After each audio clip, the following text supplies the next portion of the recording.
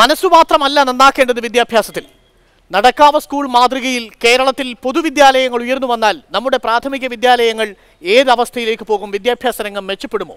ഇതാണ് നമ്മൾ അന്വേഷിച്ചുകൊണ്ടിരിക്കുന്നത്. പള്ളിക്കുടം at international.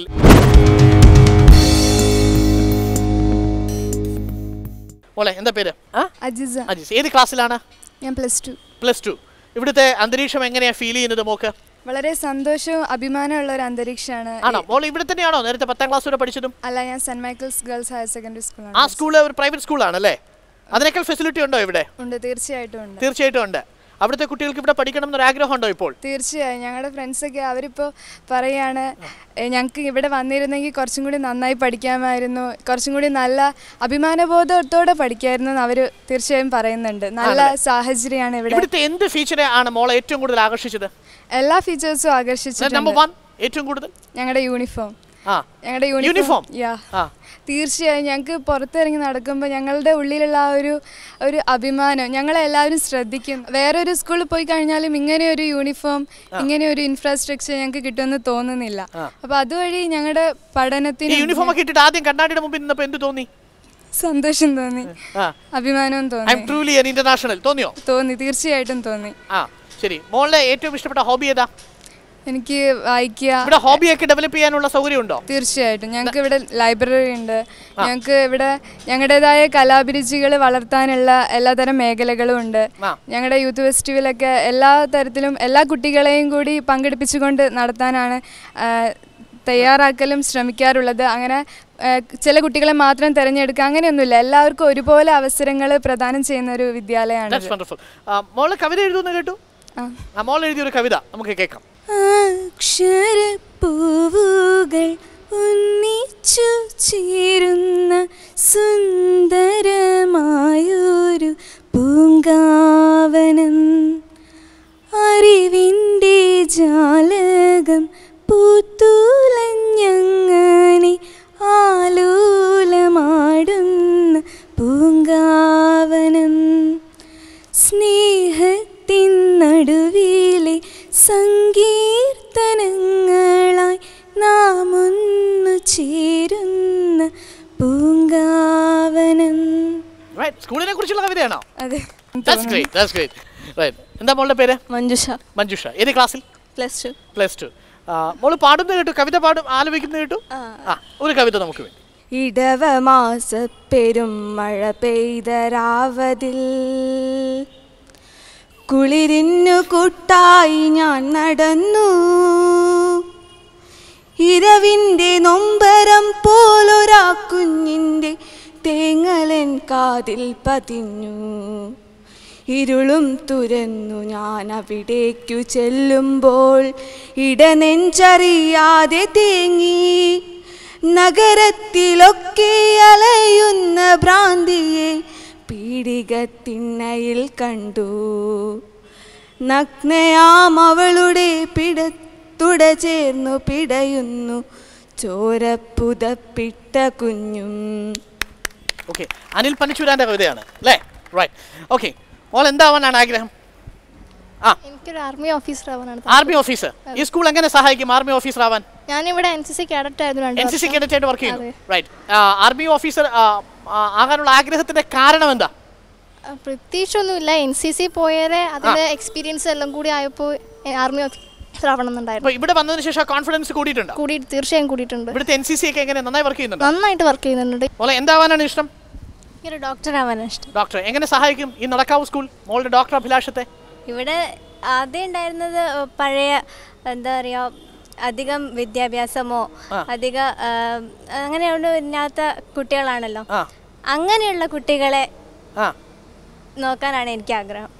അവരെ ഉയർന്നതിലേക്ക് എത്തിക്കാനും അങ്ങനെയുള്ള ഒരാളെ പരിചരിക്കാനുള്ള ഒരു ആഗ്രഹമാണ് എനിക്ക്. വളരെ പെട്ടെന്ന് എന്താ മോളുടെ പേര്? ബിജുല.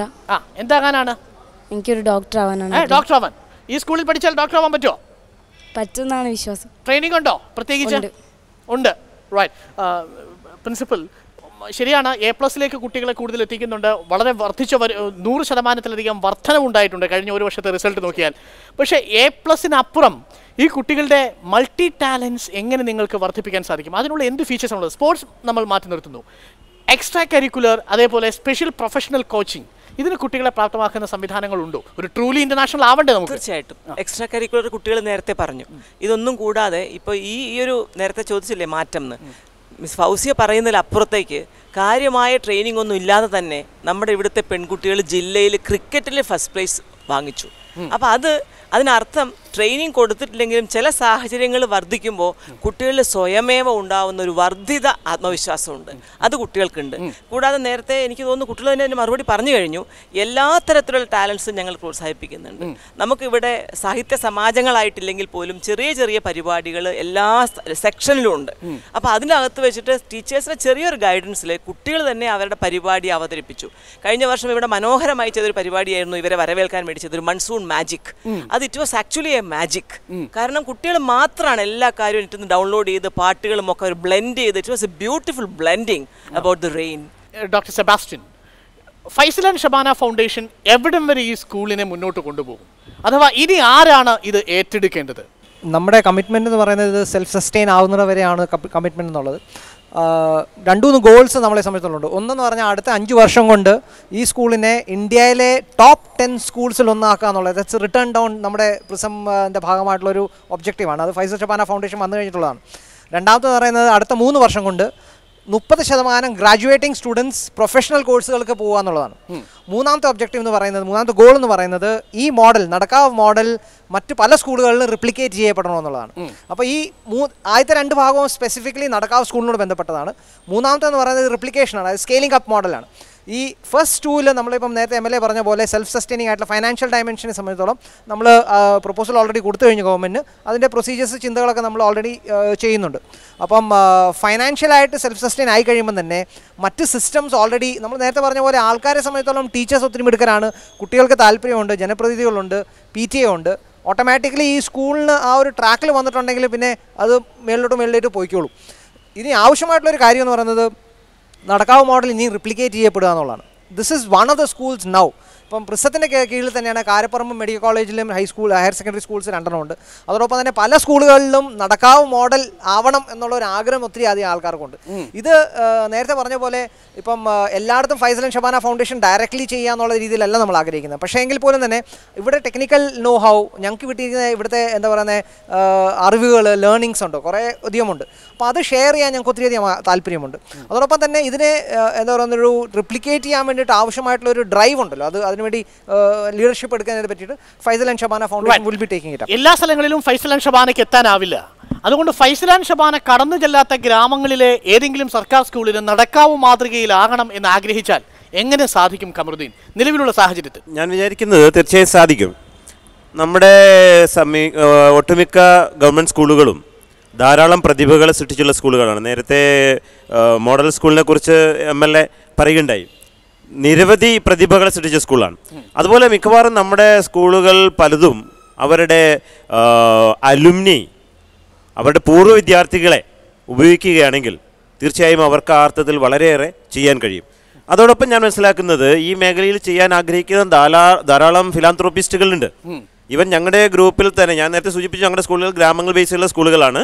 അൺഎയ്ഡഡ് സ്കൂളുകളാണെങ്കിൽ പോലും ഞങ്ങൾക്ക് ധാരാളം ഈ ഇതുപോലെ സഹായിക്കുന്ന ആളുകളുടെ പിന്തുണ കിട്ടിയിട്ടുണ്ട് ഇൻഫ്രാസ്ട്രക്ചർ ഡെവലപ്പ് ചെയ്യുന്നതിൽ. ഈ അർത്ഥത്തിലെങ്കിൽ കുറഞ്ഞ അളവിൽ ആറ്റിറ്റ്യൂഡിൽ വലിയ ചേഞ്ച് വന്നിട്ടുണ്ട്. നേരത്തെ സാർ സൂചിപ്പിച്ചതുപോലെ ഗവൺമെൻറ് സ്കൂളുകളിൽ PTA ഇൻ്റർവെൻഷൻ മുമ്പുള്ളതിനേക്കാൾ വളരെ കൂടുതൽ ഇപ്പോൾ കൂടിയിട്ടുണ്ട്. അതുകൊണ്ട് തന്നെ ഒട്ടുമിക്ക സ്കൂളുകളിലും സൗകര്യങ്ങൾ വർദ്ധിച്ചിട്ടുണ്ട്. അതിനെ ഒരു ഇൻ്റർനാഷണൽ ലെവലിലേക്ക് വർദ്ധിപ്പിക്കുക എന്നുള്ളൊരു ആഗ്രഹം, ഒരു ആശയം തീർച്ചയായും നമുക്ക് ഈ നടക്കാവ് മോഡൽ സ്കൂൾ ഇപ്പോൾ നമ്മുടെ സൊസൈറ്റിയിൽ ഇട്ടിരിക്കുകയാണ്. നമ്മൾ ചർച്ച അവസാനിപ്പിക്കുമ്പോൾ ഒരു സംശയം ഇതാണ്, ഇത്രയെത്തി ഒരു സാധാരണ പബ്ലിക് സ്കൂളിൽ കഴിഞ്ഞ വർഷങ്ങൾ കൊണ്ടുണ്ടായ ഒരു മാറ്റം പലപ്പോഴും അചിന്തനീയം തന്നെ എന്ന് നമുക്ക് തോന്നാം. ഫൈസൽ ആൻഡ് ഷബാനയുടെ സഹകരണമുണ്ട്, ഒക്കെ നമ്മൾ മനസ്സിലാക്കുന്നു. മുന്നോട്ടുള്ള പോക്ക് അല്പം ടെൻഷനുണ്ടോ? അതല്ല, ഫൈസൽ ആൻഡ് ഷബാന പിന്മാറുമ്പോൾ ഞാനിവിടെ എന്നും ജനപ്രതിനിധിയായിട്ടിരിക്കില്ല, ഞാനും അങ്ങ് പിന്മാറും. അതല്ല പ്രശ്നം. ഞാൻ ജനപ്രതിനിധി ആയില്ലെങ്കിലും, ഞാനും എന്നും MLA ആയിരിക്കുന്ന ആളല്ലല്ലോ. ഞാൻ MLA അല്ലെങ്കിലും ഫൈസൽ ആൻഡ് ഷബാന മറ്റൊരു മേഖലയിലേക്ക് പോയാലും ഈ സ്കൂൾ നിലനിൽക്കണം. അതിനുള്ള സിസ്റ്റം ഉണ്ടാക്കുകയാണ്, അതിനുള്ള സമരമാണ് ഞങ്ങൾ നടത്തിക്കൊണ്ടിരിക്കുന്നത്. ഞാനിപ്പോൾ ഇവിടെ എല്ലാം നിങ്ങൾ ഇൻ്റർനാഷണൽ സ്റ്റാൻഡേർഡ് എന്ന് പറയുമ്പോൾ ഇൻ്റർനാഷണൽ സ്റ്റാൻഡേർഡ് എന്നുള്ളത് ഇപ്പോൾ ഇവിടെ ട്രൂലി ഇൻ്റർനാഷണൽ ആയി എന്ന് ഞാൻ പറയില്ല. ഇൻഫ്രാസ്ട്രക്ചർ ഒക്കെ നോക്കിക്കഴിഞ്ഞാൽ ഒരു ഇൻ്റർനാഷണൽ ലെവലിൽ നമ്മൾ വന്നിട്ടുണ്ട്. അക്കാഡമിക് സ്റ്റാൻഡേർഡുകൾ നന്നായി ഞങ്ങൾ ഇമ്പ്രൂവ് ചെയ്തിട്ടുണ്ട്. മറ്റ് സ്പോർട്സ് ഉൾപ്പെടെയുള്ള അക്കാഡമികേതര പ്രവർത്തനങ്ങൾ നന്നായി മുന്നോട്ട് വന്നിട്ടുണ്ട്. മറ്റേത് ഗവൺമെൻറ് എയ്ഡഡ് സ്കൂളുകളെക്കാളൊക്കെ മുമ്പിൽ എന്നൊക്കെ നമുക്ക് പറയാം. പക്ഷേ ഇൻ്റർനാഷണൽ എന്നുള്ളത് നമ്മുടെ സ്വപ്നമാണ്. അപ്പോൾ ഞാനൊക്കെ പറയുന്നത് സ്വപ്നം കാണാൻ ടാക്സ് കൊടുക്കണ്ടല്ലോ, അതുകൊണ്ട് സ്വപ്നം നന്നായി തന്നെ കാണാം, അതിലൊരു കുറവും വരുത്തേണ്ടതില്ല. അപ്പോൾ എന്തുകൊണ്ടാണ് അത് അങ്ങനെ പറഞ്ഞത്? നാഷണൽ സ്റ്റാൻഡേർഡ് എപ്പോഴും നമുക്ക് ഇവിടുത്തെ ഏറ്റവും പൊളിഞ്ഞ സ്കൂളിനും നാഷണൽ സ്റ്റാൻഡേർഡ് ഇന്ത്യയിലെ മറ്റേത് സ്റ്റേറ്റിലെ ഗവൺമെൻറ് സ്കൂളേക്കാളും നല്ലതാണ് നമ്മുടെ ഈ ഇവിടുത്തെ പൊളിഞ്ഞുപോയ സ്കൂൾ പോലും. അതുകൊണ്ട് നാഷണൽ സ്റ്റാൻഡേർഡ് അച്ചീവ് ചെയ്യാൻ നമ്മൾ നോക്കേണ്ടതില്ല. എനിക്ക് ഒരു കാര്യം ഉറപ്പാണ്, ഇന്ന് ഇന്ത്യയിലെ മറ്റേത് ഗവൺമെൻറ് സ്കൂളേക്കാളും എയ്ഡഡ് സ്കൂളിനേക്കാളും, എയ്ഡഡ് എന്ന് പറഞ്ഞൊരു പ്രതിഭാസം മറ്റെവിടെ ഇല്ല, നമ്മളാണ് മുമ്പിൽ നിൽക്കുന്നത്. യഥാർത്ഥത്തിൽ ഇവിടെ ഞാനിതിനെ ഒരിക്കലും പബ്ലിക് പ്രൈവറ്റ് പാർട്ട്ണർഷിപ്പ് എന്നോ പാർട്ടിസിപ്പേഷൻ ഒന്നും വിളിക്കില്ല. പബ്ലിക് ഈ പ്രൈവറ്റ് പങ്കാളിത്തം ഉണ്ടല്ലോ ഇവിടെ, അതൊരു സമർപ്പണമാണ്. It's A dedication. വേറൊരു ലാഭേച്ഛയില്ലാതെ അങ്ങനെ സന്മനസ് അതൊരു മാതൃക സൃഷ്ടിച്ചിരിക്കുകയാണ്.